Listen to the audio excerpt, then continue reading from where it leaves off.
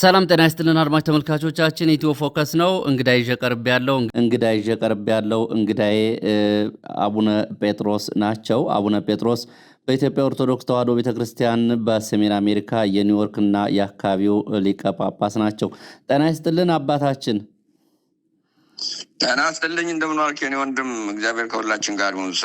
ሰላም ነው ሆይ? አመሰግናለሁ። በስልክ መስመራችን ላይ በመገኘት በወቅታዊ ጉዳዮች ዙሪያ በተለይ በዋናነት በኢትዮጵያ ኦርቶዶክስ ተዋሕዶ ቤተክርስቲያን ላይ እየተፈጸመ ያለውን ግፍና ሰቆቃ በተመለከተ አጭር ቆይታ ለማድረግ በዚህ ጉዳይም ለምዕመናንም ሆነ ለመላው አድማጭ ተመልካቾች ምላሽ ለመስጠት ስለመጡ በእጅጉ አመሰግናለሁ በአድማጭ ተመልካቾቻችን ስም።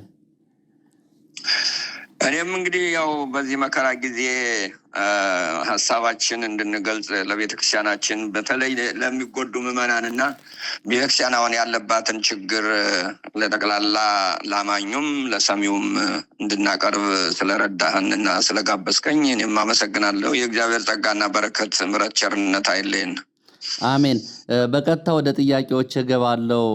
አባ እንግዲህ ወደ አገር እንዳይገቡ አዲስ አበባ አየር ማረፊያ ከተመለሱ በኋላ አሁን በአሜሪካ በኢትዮጵያ ኦርቶዶክስ ተዋሕዶ ቤተክርስቲያን በኒውዮርክና አካባቢው የሀገረ ስብከቱ ሊቀ ጳጳስ ነዎት። ይህንን ከእናንተ ከሀገር መባረር ጀምሮ በቤተክርስቲያኗ ላይ ያላቋረጠ መጠነ ሰፊ ዘመቻ እየተደረገ ነው። ዘመቻዎቹ ዘመናዊ ጦር መሳሪያዎች ጭምር የታገዙ ናቸው። እንግዲህ በተለያዩ አካባቢዎች እንደሚታየው በምዕመናን ላይ የሚፈጸሙት ሰቆቃዎች አሉ። በአርሲና በአካባቢው በሌሎች የኢትዮጵያ አካባቢዎች በአማራ ክልል ከቀጠለው ጦርነት ጋር በተያያዘ ደግሞ አብያተ ክርስቲያናት፣ ገዳማት፣ ካህናት፣ ምዕመናን ላይ ያነጣጠሩ ጥቃቶች እየተፈጸሙ ይገኛሉ። ይህንን እንደ ቤተ ክርስቲያን እንዴት ነው እየተመለከታችሁት ያላችሁት? በስመ አብ ወወልድ ወመንፈስ ቅዱስ አሐዱ አምላክ። አምላካችን እግዚአብሔር ምሕረት ቸርነት ይቅርታ ስላልተለየን እናመሰግናለን። በዚህ ሰዓት ደግሞ እንደተተረከው በምድሪቱ ላይ ያለው የመከራ ዶፍ የምንገልጽበትና እንደገና ከዚያም የሚቆምበት ነገር እንዲፈጠር ፈቃድ እንዲሆን እንለምናለን። እንግዲህ ዛሬ በኢትዮጵያ አሁን የዓመቱ ቅዱስ ገብርኤል ሰማዕቱ የቂርቆስ እና የሎጣ የሰማዕታቱ እየተከበረ ያለበት ጊዜ ነው። የሰማዕትነት ቀን ነው። ቀኑ ራሱ አሁን እየተወያየን ያለንበትና እግዚአብሔር የሰማዕታቱን ረድኤት በረከት በላያችን ላይ ያሳድር። እንግዲህ የኔ ወንድም አጠቃላይ ብዙ ጊዜ በዚህ ዙሪያ ላይ ተናግሬያለሁ፣ አውርቻለሁ። የምጀምረው ቋንቋም አላገኝለትም የሚል ነው ብዙ ጊዜ እያወራሁ ያለሁት እና የኢትዮጵያ ኦርቶዶክስ ተዋሕዶ ቤተክርስቲያን አጠቃላይ ያለንበት አሁን ሁኔታ ምድሪቱም ያው በጦርነት ነው በብዛት ያለችው። በተለይም ግን የኢትዮጵያ ኦርቶዶክስ ተዋሕዶ ቤተክርስቲያን እጅግ በጣም በመከራ ላይ እንዳለች እንረዳለን። ለእንደዚህ አይነት መከራ ቃላት ፈልጎ ማግኘት አልተቻለም ብያለሁ። በጣም ብዙ ጊዜ ነው ይሄንን ያልኩት። አጠቃላይ ሲታይ ከሞቱ አሟሟቱ የሚባለው ነገር አለ። ተገዳዮቹ ይገደላሉ። ደግሞ ተገለውም አሁን እንደዚህ እናንተ በምናወራበት ጊዜ ይሄ ፖለቲካ ነው የሚሉ ደግሞ በጣም ወገባቸውን ታጥቀው ለሞቱ ሰዎች ሳይሆን ስለ ገዳዮችና ስለ አገዳደላቸው የሚገለጸው አገላለጽ ልብንና አይምሮን ይሰብራል ጠቅላላ እና ይሄ ገዳዮቹ እንዳይናገሩ ሲገደሉ እንዳይናገሩ ቤተክርስቲያን ስትቃጠል አገር ሲፈርስ ሰዎች ሲጎዱ በዚህ ዙሪያ ላይ ሰዎች እንዳይናገሩ ድምፅ አልባ ግድያ እንዲገደል ሰዎቹም እንደልባቸው ያለምንም ከልካይ እንዲገድሉ እንዲያጠፉ ተገዳዮቹ ደግሞ ምንም ነገር ሳይናገሩ ዝም ብለው አሜን ብለው እንዲገደሉና እንዲገድሉ የተፈቀደ እንዲፈቀድ እንደዚህ አይነት ነገር እንድናረግ የሚያስገድዱን እጅግ በጣም ብዙ ሰዎች አሉ። እንደተባለው አሁን ለምሳሌ በዚህ ባሮሲ በጣም በየጊዜው ነው የሚያልቀው ሰው። ቁጥሩ ነው የሚለያየው እንጂ ሳይሞት የሚውልበት ቀን የለም። እና ዙሮ ያ ሲገለጥ አይ እነከሌም ሞተዋል እንደዚህ ነው የተደረገው። መንግስት ካልገደለ በመንግስት የተደራጀ ካልሆነ መንግስት ይህንን ነገር ካላደራጀ ይህንን ካላደረገው ለገዳዮች ጠበቃ ቆሞ መከራ የሚያይበት አትግደሉን ያሉት ሰዎች ስም የሚያጠፋበት የሚያስርበት የሚያሰቃይበት የሚያሳድድበት ምክንያት ምንድነው ብለን ስንጠይቅ አድራጊው ይሄው ራሱ መንግስት ነው የሚል መልስ አለው። ስለዚህ አጠቃላይ የኢትዮጵያ ኦርቶዶክስ ተዋሕዶ ቤተክርስቲያን አሁን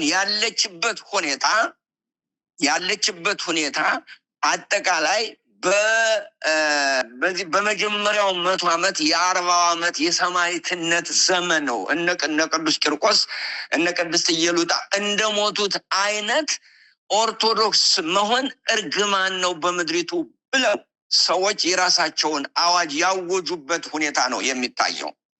ስለዚህ ተማሪዎች ቁጭ ብለው በሚማሩበት በመድፍ ሲገደሉ እንደተባለው ለምሳሌ ይሄ ድሮን የሚባለው ነገር ሲታዘዝ ከሁኔታዎች ክፍል ውስጥ ሆነው በቀጥታ እያዩ ነው የሚገሏቸው። እያዩ እኛ ሳናዝ እኛ ሳንፈርም ምንም ነገር አይደረግም ብለው እንደተናገሩ ጠቅላይ ሚኒስቴሩ እያዩ በትክክል እንዲያውም አንዳንደኛ መዝናኛ እስኪመስላቸው ድረስ የሚያደርጉት ነገር ይታያል። ይሄ እንግዲህ ቤተክርስቲያኒቱ በምድሪቱ ላይ የቤተክርስቲያኒቱ አማኞች እንደ ሰው የማይቆጠሩበት ጊዜ እንኳን የሚመጣ ነው ማለት ነው።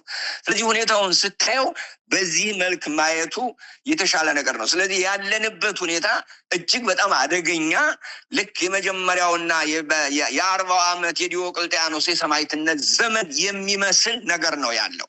ምክንያቱም በዚያ ዘመን ሰዎች ተገለው ሰዎችን ለተራበ አንበሳ ሰጥቶ ስፖርት ማያ ላይ ከቲያትር መመልከቻ ቦታ ላይ ሆነው ክርስቲያኖቹ ሲሰቃዩ እንደማየት ነው። ይሄ በድሮን ውስጥ ሆኖ በሲቹዌሽን ሩም ሆኖ ሰዎችን ሲገደሉ የህፃናትንና የመነኮሳትን ሞት መመልከት ማለት በዚያ ዘመን የነበሩት ኢአማንያን የሚያምኑትን በእሳት ሲያቃጥሏቸው ለተራበ አንበሳ ሲሰጧቸው በእሾህ ላይ ተራመዱ ብለው እሾህ ከሰውነታቸው ተጣብቆ መንቀላቀቷቸው ሲሰቃዩ ማየት እንደተደሰቱን እንደ ቲያትር እንደሚቆጥሩት ሁሉ የዛሬዎቹም እንደዚህ አይቆጥሩታል ብዬ አስባለሁ ማለት ነው።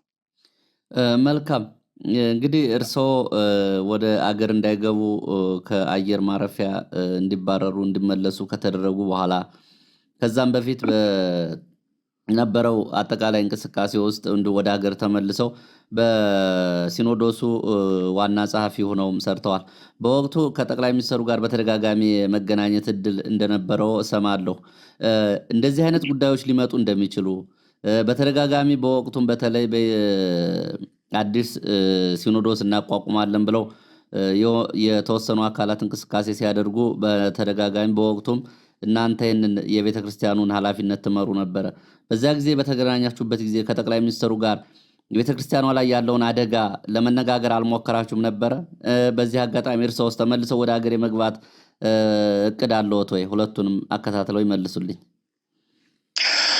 አይ የመጀመሪያው ነው አሁን ያሉት መሪዎች ጠቅላይ ሚኒስትሩን ጨምሮ ለእያንዳንዱ ሰው ለጆሮ የሚጥም ነገር ነው የሚናገሩት። እያንዳንዱ ሰው አንድ አይነት በነገራችን ላይ አንድ አይነት የፖለቲካ ዓላማም ያላቸው አይመስለኝም። የራሳቸው የቆሙበት ነገር አላቸው። ያ ሌላ ሰው እንዲያውቁ አይፈልጉም። የቆሙበትን ዓላማ በጠቅላላ በኢትዮጵያ ያለው እንግዲህ በእነሱ ቋንቋ ልናገር ብሔረሰብ የተባለውን ሰው ለእያንዳንዱ በሚጥመው ቋንቋ ነው የሚነግሩት። እኛ ስንገናኝ ከኛ ጋር ስንገናኝ የሚነግሩን ነገር ቤተክርስቲያን በጣም ትልቅ እንደሆነች እኛ ብዙ ነገር ማድረግ እንደምንችል በጠቅላላ እንደዚህ አንዳንድ ጊዜ የኦሮሞ ሕዝብ ተበድሏል፣ እኔ እኮ ተሰቃይቻለሁ፣ ኦሮሞ ሆነ ስታበቃ ለኦሮሞ አልሰራህም እየተባልኩ መከራ እየታየው ነው፣ እንደውም ለቤተክርስቲያን አድልቻለሁ እያሉ የነገሩን ነገር አለ። እኛ እንዳላደሉ ምን እንዳላደረጉ ስንነግራቸው እንትን ብለዋል። በተለይ ግን ከኔ ጋር አንድ ያላግባባ ነገር እንትን ብለን ነበረ። ምክንያቱም አንድ በእኔ ስም የተላከ ብሎ የውሸት ቪዲዮ ሰርተው የኦሮሞ ሸክም ቄስም የለውም ብሏል ብለው በድምፅ በዚህ ኤአይ ሰርተው ልከው ነበረ እና ያንን እውነት ነው ብለው እውነት ነው ይበሉ አይበሉ አላውቅም። ነገር ግን በዚያ እኔን ለማሸማቀቅ ፈልገው እንደዚህ ብለህ ስለተናገርክ ከኔ ጉባኤ ላይ መናገር አትችልም ወደ ማለት አቅጣጫ ሄደው ነበረ። እዚያ ላይ ያው ፊት ለፊት ተጋፍጠናል። ከዚያ በቀር አጠቃላይ በሄድንባቸው ጊዜዎች ምናልባት ከ6 ጊዜ በላይ ተገናኝተናል። የሚነግሩን ነገር እኛ እንድንቀበለው በምንፈልገው መልክ ነው የሚነግሩን። እውነት እንዳልሆነ ቢገባንም አንዳንድ ጊዜ እንዳልኩ ነው። እኛ ካህናት በነገራችን ላይ ሰው የነገረንን ብዙ ጊዜ እናምናለን። እኔ ለራሴ ሰው የነገረኝን አምናለሁ። ምክንያቱም እኔ የነገርኩትን ሰው እንዲያምነኝ ስለምፈልግ ማለት ነው። ስለምፈልግ ሳይሆን እውነት ብዬ የምናገረው ነገር እውነት ነው ብዬ ስለምናገር ያንን የነገረኝ ሰውም እውነት ነው ብዬ አምናለሁ። ግን መጨረሻ ላይ ስናየው ለኛ የሚስማማንን ነገር እንጂ የሚያደርጉትን ነገር እንዳልተናገሩት ይገባኛል። ስለዚህ አሁን በዛን ጊዜ ጥሩ ነግረውናል፣ መጥፎ ነግረውናል ብለው የነገሩንን አይደለም የሚያደርጉት። የነገሩንን አያደርጉትም። ለምሳሌ የኢትዮጵያ ኦርቶዶክስ ተዋሕዶ ቤተክርስቲያን የሀገር ባለውለታ ናት ካሉን በውስጥ ታዋቂ የኢትዮጵያ ኦርቶዶክስ ተዋሕዶ ቤተክርስቲያን የሀገር ጠላት ናት እያሉን ነው። የዚያን ግልብጥ ነው የሚነግሩን። አንተ ወዳጅ ነህ ካሉህ አንተ በሳቸው ጠላትነት ተመዝግበሃል ማለት ነው። ስለዚህ ያሉትን አይደለም የሚናገሩት። ያሉትን ሳይሆን የሆኑትን የሚሆነውን እውነቱን ሳይሆን አንተ የምትፈልገውን ነግረው እነሱ የሚፈልጉትን ነገር ያደርጋሉ ማለት ነው። ያው ጓደኞቻቸውንም እንደዛ ነው። እኔና ማነው ለማን የሚለየን ሞት ነው ብለው ሲያበቁ ያው እንዴት እንደተለያዩ ታውቃለህ። ስለዚህ የዚህ አይነት ነገር አለ ማለት ነው። እና ከኛ ጋር ስንገናኝ ይሄ ነው ብለን እንትን የሚል ነገር የለም። በእኔ በኩል ያለው ያው ያን ጊዜም ምንም የሰራሁት ስህተትና ጥፋት የለም። ዝም ብለው ነው ከኤርፖርት አስረው ያባረሩኝ። ነገር ግን አሁን እንዴት ትመለሳለህ የሚለው የምመለስበት ምክንያት ምን እንደሆነ የማውቀው ነገር የለኝም። ተስፋም አለ ብዬ አላምንም። አንዳንድ ሰዎች የሚያነጋግሩ አሉ እንዲያው ብትመለስ ምናምን የሚሉ፣ ግን ሳየው እንደዚያ የሚሆን አይደለም። ምክንያቱም ወደ ኢትዮጵያ ከተመለስኩ ድምፄን አጥፍቼ ምንም ነገር ሳልናገር መቀመጥ መቻል አለብኝ። ያ ደግሞ ለሕሊናዬ ለውስጤም አይስማማም። እውነት የሆነውን ነገር እንደ ቤተ ክርስቲያን መስክረን መሞት እንጂ ከዚያ ያለፈ ነገር ልናደርግ ስለማንችል የመመለስ ነገር አይዶን ነው አላውቀውም። ይሄ የእግዚአብሔር ፈቃድ ነው የሚሆነው። መውጣቴም የእግዚአብሔር ፈቃድ ነው፣ መመለሴም ደግሞ የእግዚአብሔር ፈቃድ ነው የሚሆነው። ከእግዚአብሔር ፈቃድ ውጭ ሊሆን የሚችል ነገር የለም ማለት ነው። ስለዚህ ጠቅላይ ሚኒስትሩ አታሎናል ብለው ያስባሉ? ሁለተኛ ከእናንተ ላይ ተደጋጋሚ የሚነሱ ጥያቄዎች መካከል የትይዩ የሆነ ሲኖዶስ ለማቋቋም በነበረው እንቅስቃሴ ላይ የፖለቲከኞቹ እጅ ነበረበት ይታወቃል። ያንን ለማክሸፍ ህዝቡ ጥሪያቸውን ተከትሎ ወደ አደባባይ ለመውጣት የሚከፈለውን ዋጋ ለመክፈል ተዘጋጅቶ በነበረበት ሰዓት ከፖለቲከኞች ጋር ተነጋግራችሁ በወቅቱ እርስዎና የሲኖዶሱ ዋና ሰዎች ያንን የሚመኑን እድል ስላከሸፋችሁት ነው አሁን ቤተክርስቲያኗ በማያባራ ጥቃት ውስጥ የገባችው የሚል ደግሞ ወቀሳ ይነሳል በአባቶች ላይ።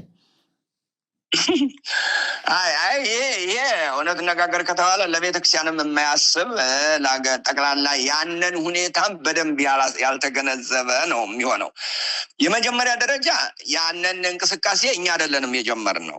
የጀመሩት በፖለቲካ የተደራጁ ሰዎች የቤተክርስቲያንን ስልጣን ለመጨበጥ ነው ያደረጉት። የቤተክርስቲያንን ስልጣን እዚያው ሆነው እኮ መጨበጥ ይችሉ ነበር። አሁን እንዳደረጉት ማድረግ ይችሉ ነበር። ግን እንደው እግዚአብሔር ዝም ብሎ ተጋለጡ ብሏቸው ተጋለጡ እንጂ እዚያው ላይ ሆነው አሁን እንደተደረገው ነገር በዚያም ብለው ማድረግ ይችሉ ነበር፣ ሳይከፋፈሉ ያን ሁሉ ነገር ሳያደርጉ። ነገር ግን ቤተክርስቲያንን ለመከፋፈል ባደረጉት ጥረት እኛ ቤተክርስቲያን አንድ ናት እና እነሱ የሚሉት የብሔር ብሔረሰብ ሲኖዶስ ነው የሚሉት። እና ብሔር ብሔረሰብ የሚባል ነገር በክርስትና ውስጥ የለም፣ ሰው የሚባል ነገር ነው። የኢትዮጵያ ኦርቶዶክስ ተዋሕዶ ቤተክርስቲያን አንድ ናት፣ አትከፈልም። ይቸው አንድ ደግሞ እንደ አንድ ሰው በኢትዮጵያ ምድር ላይ መብት አላት። መብቷ ደግሞ የእሷ የሆነ ሁሉ እንዲከበር ያደርግላታል። ይህንን መንግስት የማስከበር ግዴታ አለበት ብለን የተነሳ ነው። ብለን ስንነሳ ማህበረሰቡ እርግጥ ነው ሰማ፣ ሲኖዶስ አንድ ነው፣ ቤተክርስቲያን አንድ ናት፣ አትከፈልም ብሎ ተነሳ። ጸሎት ያደረግነው ደግሞ እንዳጋጣሚ ነነዌ ስለነበረ የነነዌን ጸሎት እኛ ጸለይን። ነነዌ ማቅ ለብሰው አመድ ነስንሰው ጥቁር ለብሰው 3 ቀን ሳይበሉ ሳይጠጡ ጾሙ። እኛም ያን አደረግን ማለት ነው። ያ እንቅስቃሴ ማህበረሰቡን ቀሰቀሰው። የኛ ጉዞ እነዚህ የተሳሳቱ ሰዎች ስህተታቸውን አምነው መመለስና ይቅርታ ጠይቀው ወደ ቤተክርስቲያናቸው ተመልሰው ያ ሹመት የተባለውም ነገር ውሸት መሆኑን እንዲፈርስ ማድረግ ነበረ። እሱን አድርገናል። ከዚያ ያለፈ ነገር መሄድ የኛ ጉዳይ አይደለም እና አሁን እንግዲህ ሰው የሚለው በዚያ ብትቀጥሉ ኑሮ እና ብንቀጥልስ ምን ይፈጠራል? መንግስት ይታመስ ነበር። ከዚያስ ምን ወደማይወጣው አቅጣጫ ነው የምንሄደው። አንድ ሲጀመር ከዚያ ከቀጠልን መንግስት የሚባለው ነገር ዝም ብሎ የሚያይ አይደለም። ታጥቆ አሁን በምንም ነገር ያላደረጉትን የገዳማት ሰዎች በድሮን ከጨረሰ ያን ጊዜ እነሱ የሱን አስተዳደር የተቃወሙትን ሰዎች በመትረየስና በመድፍ የማያጭድበት ምክንያት ምን ይኖራል? ታጥቆ እኮ ከተማይቱ እኮ በሙሉ በመሳሪያ ታጥራ ነበር ያን ጊዜ። ስለዚህ የኛ ዋና ነገር ሰው እንዳይሞት ነው። ያም እንኳን ሆነ ተጠንቅቀን እንኳን በየቦታው ሆነው ብዙ ሰዎች ገድለውብን እስካሁን ድረስ በጸጸት ውስጥ ያለንበት የቆሰሉ ታመው ስራቸውን የለቀቁ የታመው መከራቸውን የሚያው እስካሁን ድረስ ጠያቂ ያጡ በሺህ የሚቆጠሩ ኦርቶዶክሳውያን አሉ። ያ ልባችን ሰብሮት እያሳዘንን እንደገና ወደ ሌላ ነገር አንወጣም። አንድ በሁለተኛ ደረጃ ያንን ብናደርግ ምንድን ነው የሚያደርጉት? ሰው ይሞታል፣ ቤተክርስቲያን ትወነጀላለች። ቤተክርስቲያን መንግስት ልትፈነቅል አሁን እኮ እኛ እየሰጠነው ያለነው መንግስት ቤተክርስቲያንን የሚከስበትን አጀንዳ ነው እየሰጠነው ያለው። መቀጠል ነበረበት ነው። እኛ ለዚህ አይደለም የኛ አነሳስ። ቤተክርስቲያን ህጓ ተደፍሯል፣ ህጓ መስተካከል አለበት የሚል ነው። ያንን አድርገናል። ከዚያ ውጭ እንግዲህ ያ በሚደረግበት ጊዜ ጥያቄ ያላቸው ሰዎች አሉ። የተሳሳቱ ሰዎች በደንብ ይቅርታ አልጠየቁም የሚባል አለ። እንደገና በስህተት ተሹመው የነበሩት በጎሳ ፖለቲካ ሹማቸዋል የሚባል አለ። እሱ የመተቸት መብት አለ። ግን በእኛ በዚያ ጊዜ ያለን አመለካከት ከዚያ በላይ መሄድ አንችልም ነበር ማለት ነው። ያን ጊዜ ያንን ማድረጋችን እንዲያውም የቤተክርስቲያንን አቅም አሳይተን ቆምን እንጂ ቤተክርስቲያንን አልጎዳንም ብለን ነው የምናምነው። እኔ የማምነው በዚያ ብዬ ነው የማምነው በዚያን ጊዜ የነበረው። ስለዚህ የዛን ጊዜው ነገር ከሸፈ የሚለው ነገር አንደኛ የተነሳንበትን ዓላማ አላማወቅ ነው። እኛ ፖለቲካ ይዘን አልተነሳንም። ፖለቲከኞችም አልደገፉንም፣ አይደግፉንም፣ ድጋፍም አንፈልግም። እንዲያውም ይቅርታ አድርግልኝና የኢትዮጵያ ጠላት የኢትዮጵያ ፖለቲከኞች ናቸው። የኢትዮጵያ ኦርቶዶክስ ተዋሕዶ ቤተክርስቲያን ጠላቷ ፖለቲከኞች ናቸው። መጥተው ይጠጉና በደካማ ጎናቸው ቤተክርስቲያን እንደዚህ ነው እያሉ መከራ የሚያሳዩ ከመጀመሪያ ጀምረ ከጣሊያን ጀምረ እያየ ስትመጣ የኢትዮጵያ ኦርቶዶክስ ተዋሕዶ ቤተክርስቲያን የምትጠቃው በሚመጣ ፖለቲከኛ ነው። የሚመጣው የሄደው ወዳጅ ናት ብላ ያደቃታል። እንደገና ሌላው ሲመጣ ገዳይ። ምክንያቱም ገዳይነትና አድቃቂነት በኢትዮጵያ ስላለ መጥቶ መግደልንና መጨቆንን የሚለማመደው በቤተክርስቲያን ላይ ነው። ስለዚህ እኛ ከዚያ ውስጥ ማንንም ፖለቲካ ደጋፊዎች አይደለንም፣ የማንንም ደግሞ ተቃዋሚዎች። ነገር ግን መብታችን የማስጠበቅ ግዴታ እንዳለብን እናምናለን ማለት ነው። መልካም። አሁን እዚህ ላይ ተመልሶ የሚነሳው ቤተክርስቲያኗ ለመጠቃቷ ዋናው ምክንያት የአባቶች በአግባቡ መንጋውን እየጠበቁ አይደለም፣ መንጋውን ከጥላት መንጋውን ከአዳኝ ከተኩላ እየጠበቁ አይደለም የሚለው ጥያቄ አብሮ ነው። እዚህ ፖለቲከኞች ቤተክርስቲያኗና መመኗን የሚያጠቋት ከሆነ ከፊት ያሉት አባቶች አሁን አብዛኞቹ እንዳውም ዋና ስልጣን ይዘው ከገዳዮቹ ጎን ናቸው የሚል ክስ ይነሳል። በዚህ ጉዳይስ? በእንደዚህ አይነት ጊዜ ሁልጊዜ ሰዎች አንድ አይነት አይደለም የሚሆኑት። በእንደዚህ አይነት ጊዜ ሰዎች የራሳቸው የሚመለከቱት አመለካከት አለ። በመጀመሪያ ደረጃ አንድ ቤተክርስቲያን የተረጋጋ ሕይወት የሚኖረው በምድሪቱ ላይ የተረጋጋ የፖለቲካ ማዕቀፍ ሲኖር ነው። በሀገሪቱ ላይ ህግንና ህግን ብቻ መርህ አድርጎ የሚሄድ መንግስታዊ መዋቅር ሲኖር ነው ለመብትህ የምትሟገተው፣ መብትህ ለቤተ ክርስቲያንህ የምትሟገተው። አሁን በኢትዮጵያ እንደዚህ አይነት ነገር የለም። ለመኖር ወይ ከነሱ ጋር መቆም አለብህ፣ አለበለዚያ ወይ ትመታለህ ወይ ትሰደዳለህ ወይም ደግሞ ትታሰራለህ። ስለዚህ ከዚያ ያሉት ሰዎች እኔም እዚያ በነበርኩ ጊዜ ያደረግነው ነገር ቤተክርስቲያንን የሚጎዳውና የሚጠቅመው የትኛው ነው? ተጋፍጦ መገደልና መጋደል ወደ መጫረስ መሄድ ነውስ ወይስ ደግሞ ማህበረሰቡን አቅም የፈቀደውን ያህል በአገልግሎቱ በመንፈሳዊ ነገሩ እያገለገሉ ነገሮች እየተስተካከሉ ሄደው በሰላማዊ መንገድ ነገሮች እንዲለውጡ ማድረግ ነው? አሁን በሰላማዊ መንገድ ስለ ይህንንም ፖለቲካ አድርገው ይወስዱታል። በነገራችን ላይ በሰላማዊ መንገድ መንግስት መገልበጥ ወደሚለው ነው የሚወስዱት። ቋንቋው እንደዚያ ነው የነሱ። ሁልጊዜ ስንናገር ተጠቀነው እንደዛ አይደለም። በኢትዮጵያ የሰከነ የፖለቲካ ስርዓት እስከሌለ ድረስ የኢትዮጵያ ኦርቶዶክስ ተዋሕዶ ቤተክርስቲያን ዋስትና ሊኖራት አይችልም። ያ ደግሞ የሚሆነው በአገሪቱ ያለው የማህበረሰብ ያኗኗር ዘይቤ የቤተ ክርስቲያኒቱን ሰዎችም አብሮ ይይዛቸዋል። ከዚያ ልታመልጥ አትችልም። እዚያ ውስጥ እስካለ ድረስ ብቻህን ብትናገር ከመሞት ያለፈ ነገር አታደርግም። ይኸው እኛ እኮ ከመሰደድ ያለፈ እኮ ነገር ያደረግነው ነገር የለም። በቃ አትገቡም ተባል። እግዚአብሔር ይስጣቸው። አልገደሉንም። ቢገሉን በቃ ያን ዕለት ሞተን ቀረን፣ አለቀ። ማህበረሰቡ ግን ለራሱ ይሄ ለምንድነው ማህበረሰቡ ፖለቲካዊ አደረጃጀት የማይኖረው ለራሱ እንዴ? ስለዚህ የቤተ ክርስቲያኒቱ ሰዎች አሁን ይሄ ነው የምንላቸው ኢትዮጵያ ውስጥ ካለው ማህበረሰብ ሊለዩ አይችሉም። ከዚያ ከወጡ ወይ ይታሰራሉ ወይ ይሞታሉ። ስለዚህ ከምንሞትና ከምንታሰር ቢያንስ እንኳን ለህዝቡ አለንልህ እያሉ መቆየቱ ይሻላል። ያን ጊዜ በጣሊያን እነ ብፁዕ አቡነ ጴጥሮስ ሲሰጉ ሌሎቹ ከመንግስት ጋር ቆይተው እንትን ሲሉ ለምንድን ነው ሲባሉ ቤተክርስቲያንን ለማትረፍ ያሉት ነገር አለ በነገራችን ላይ። እና ይሄ ቤተክርስቲያንንም ያተርፋል ብለው ያምናሉ እዚህ ያሉት ሰዎች ማለት ነው። ግን ይሄ ከቤተክርስቲያኗ የአባትነት የመሪነት የመስዋዕትነት ጉዳይ ጋር የሚያያዝ ነገር አቡነ ጴጥሮስ በቤተ ክርስቲያኗም በኢትዮጵያ ታሪክም እንደ ሰማዕት የሚታዩበት፣ በሌላ በኩል በታሪክ እንደ አርበኛ የሚታዩበት ይህንን ታሪክ አስመዝግቦ ማለፍ አይቻልም ወይ? አባቶች ምድራዊ ኑሮውን ከወደዱት ሰማያዊ ኑሮውን ማን ይቀበላቸዋል? እነሱ ሆነው ማሳየት የለባቸው የሚለው ጉዳይ የእነሱ መሞት የሚያመጣው ለውጥ አለ ወይ ነው እኮ ጥያቄው። አሁን እኮ ለምሳሌ ልንገርህ፣ ብፁዕ ቅዱስ አቡነ መርቆሬዎስ ከስልጣናቸው ከፓትርያርክነታቸው አስወረዳቸው ወያኔ። ያን ጊዜ አብሮ አድሞ እንትን አለ። ከዚያ ፓትርያርኩ ወረዱ፣ እዚያው ተቀመጡ። ሌላ ፓትርያርክ ተሾመ።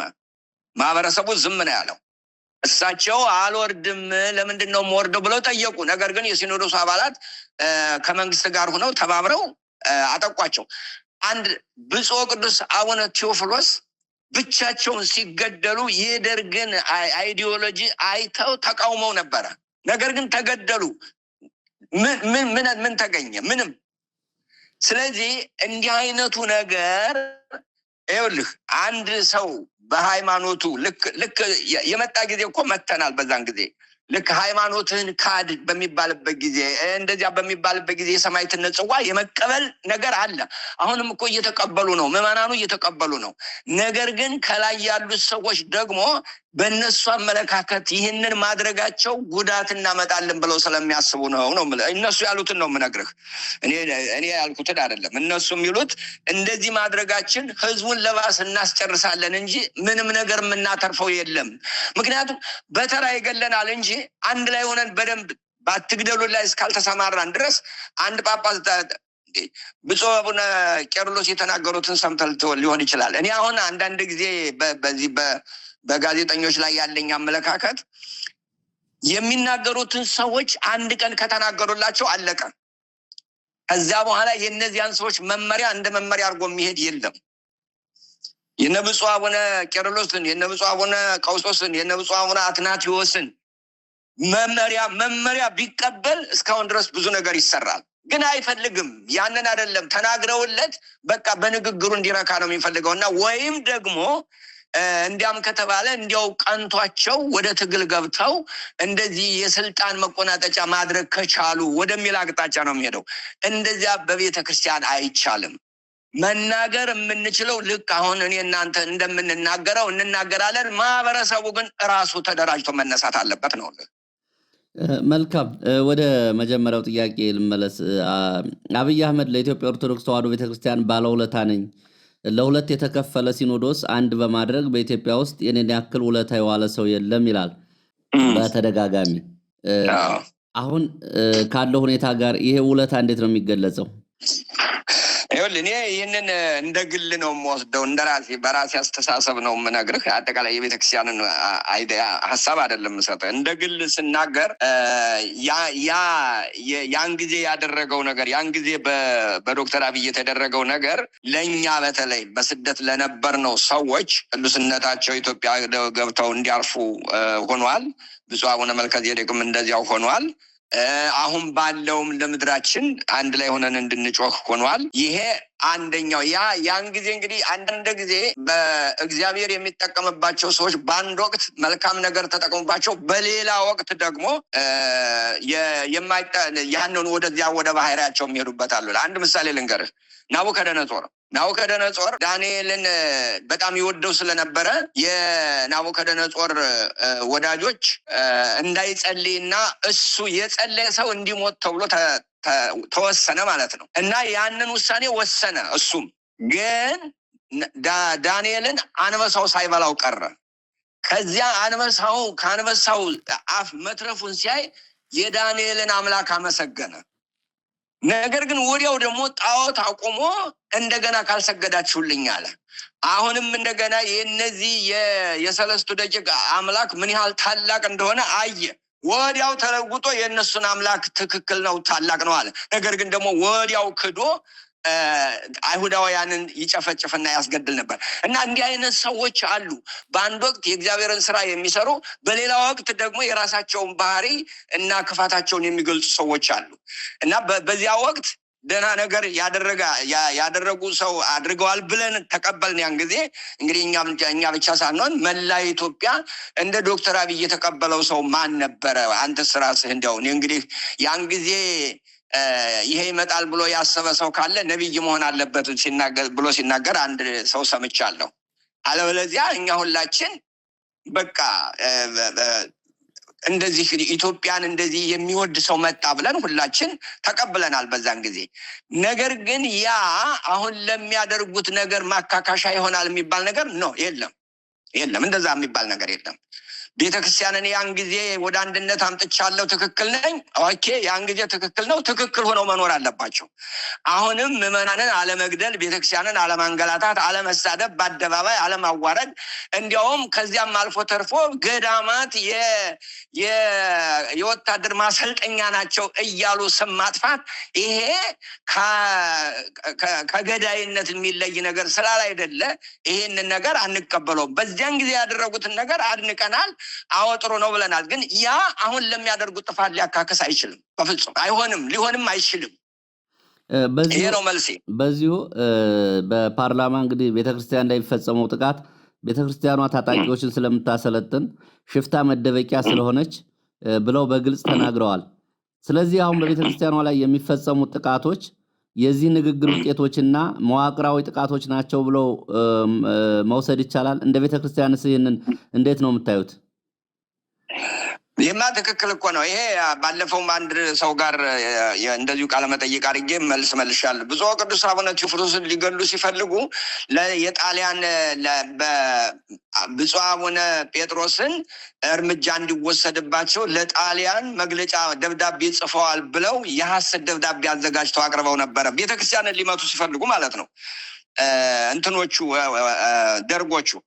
እንትናም ደግሞ ማነው ጣሊያኖችም ደግሞ ወደ የብፁዕ አቡነ ጴጥሮስን ሰማዕቱን ሲገሉ ገዳሙ ደብረ ሊባኖስ ገዳም የአርበኞች እንደውም እነሱ ስም አላቸው፣ አሁን አላስኩትም ከይቅርታ ጋር፣ የእነሱ መሸሸጊያና ማሰልጠኛ ነው ያሉት።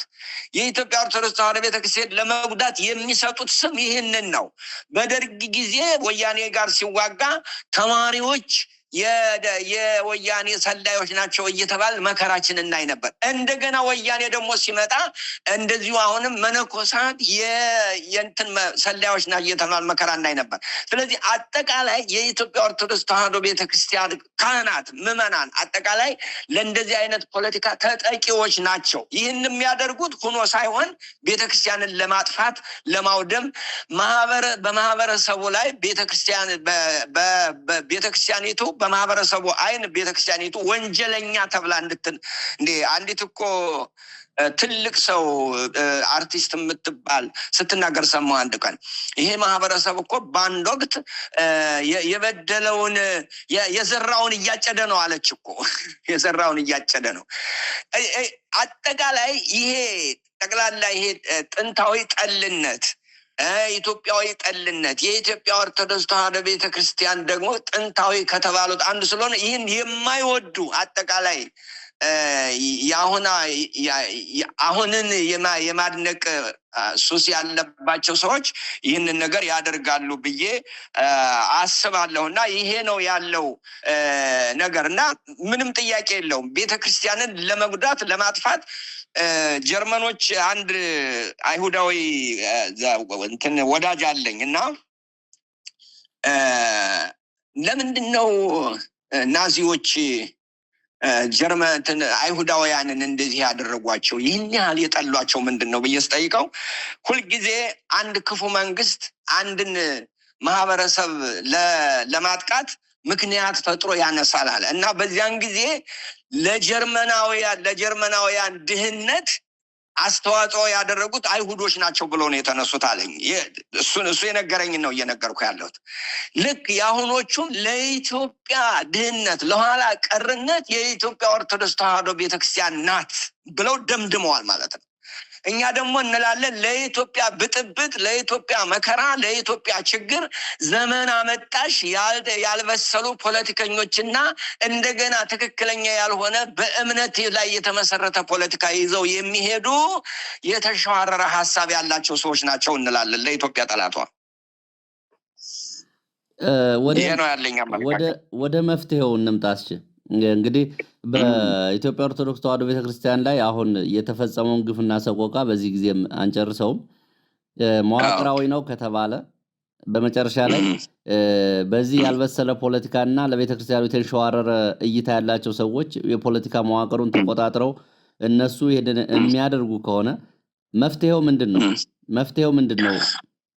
መፍትሄው አንድና አንድ ነው። ኦርቶዶክሳውያን የፖለቲካም በአገሪቱ የመኖርም በፖለቲካ የመሳተፍም በአገሪቱ ያለው የይገባኛል ጥያቄም የነሱ መብታቸው እንደ ሰው የመኖር መብት ስላለባቸው ያ ደግሞ በተጋድሎና በትብብር ስለሆነ የሚነሳው ኦርቶዶክሳውያን ኦርቶዶክሳውያን እኮ እንግዲህ ከ60 ሚሊዮን አለ ይባላል። በአብላጫ ቁጥር ነው ያለው።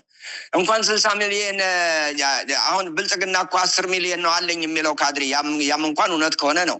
30 እና 40 ሚሊዮን አንድ ቢሆን ምን ይሄ ነገር የመለወጥ እኮ አቅም አለው። ስለዚህ አሁንን የምናገረው ዝም ብለህ አታልቅስ፣ ወደ እኔ አትመልከት። ወደ አባቶች አልተነሱም፣ ቢነሱ ምን ያደርጉልሃል? አንተ ካልጠነከርክ፣ አንተ ተደራጅተህ በስነ ስርዓት በሰላማዊ መንገድ ራስን አሁን ይህም በነገራችን ላይ ይህም ጦርነት ማወጅ ነው ለነሱ። አሁን እየተናገርኩት ያለሁትም ጦርነት ማወጅ ነው ለነሱ ማለት ነው። መብትን መጠየቅ መንግስትን መገልበጥ ነው አሁን ባሉት ሰዎች እና ስለዚህ የኦርቶዶክሳውያን አንድ ሆናችሁ ከሊቅ እስከ ደቂቅ አንድ ሆናችሁ መብታችሁንና ራሳችሁን አስጠብቁ። ቢያንስ አትግደሉን በሚል መርህ ላይ አንድ ሁኑ። ያለመገደል ተቃውሞ አንሱ ነው የኔ አመለካከት። ታዲያ በዚህ ላይ አባቶች መምራት የለባቸው? ይኸውልህ አሁን እየነገርኩህ እኮ ነው። አሁን እየነገርኩ ያለው እሺ ተደራጅና ጠይቀኛ ምን እንደምታደርግ እነግርሃለሁ። ዝም ብድግ ብዬ እንትን እልሃለሁ እንዴ? ሁላችሁ እያንዳንዱ ራሱን ከራሱ ይጀምር ነው እያልኩ ያለሁት። እንዴት አድርጌ ልጀምር እንችላለሁ? የሃይማኖት አባት እንዴት አድርጎ ነው? በነገራችን ላይ እንዲያው አንድ ጥያቄ ልጠይቅ እስቲ። በየትኛው ዓለም ነው የዲሞክራሲ መብትን ያስጠበቁ ሰዎች የሃይማኖት ሰዎች የመሩት? እነ ዲዝሞንድ ቱቱ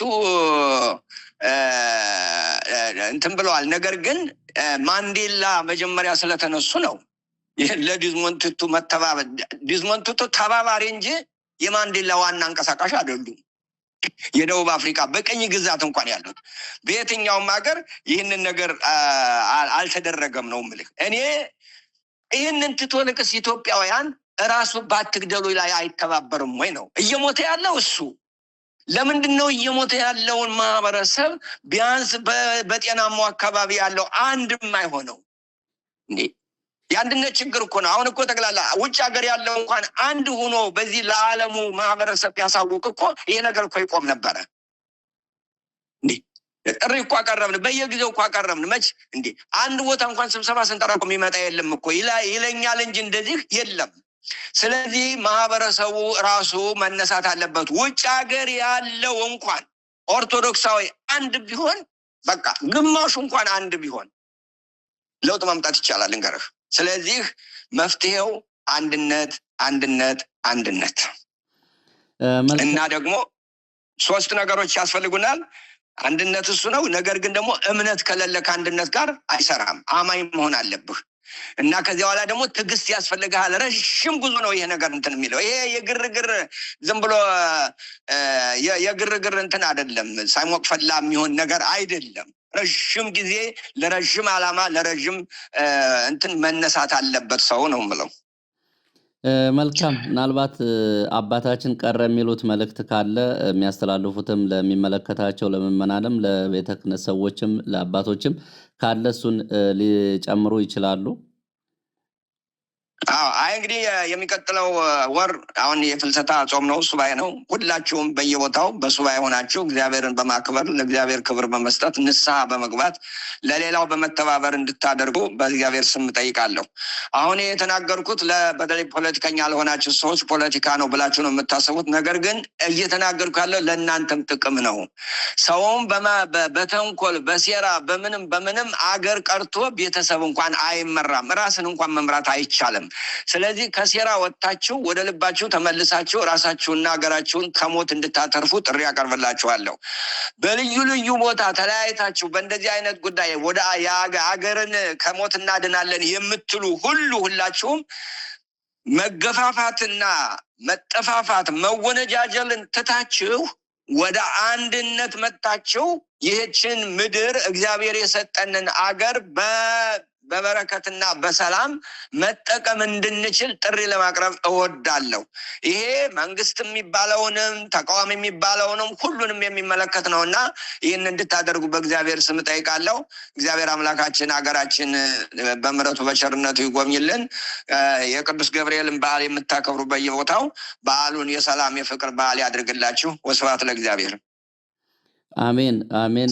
እግዚአብሔር ይስጥልን። አባታችን በሰሜን አሜሪካ ኢትዮጵያ ኦርቶዶክስ ተዋሕዶ ቤተክርስቲያን የኒውዮርክ እና የአካባቢው ሀገረ ስብከት ሊቀ ጳጳስ ብፁዕ አቡነ ጴጥሮስ በስልክ መስመራችን ላይ ተገኝተው በወቅታዊ ጉዳዮች ዙሪያ ይህንን ሙግትም እንዲሁም ደግሞ ጥያቄዎችንም ስለመለሱልኝ በእጅጉ ነው የማመሰግነው በአድማጭ ተመልካቾቻችን ስም።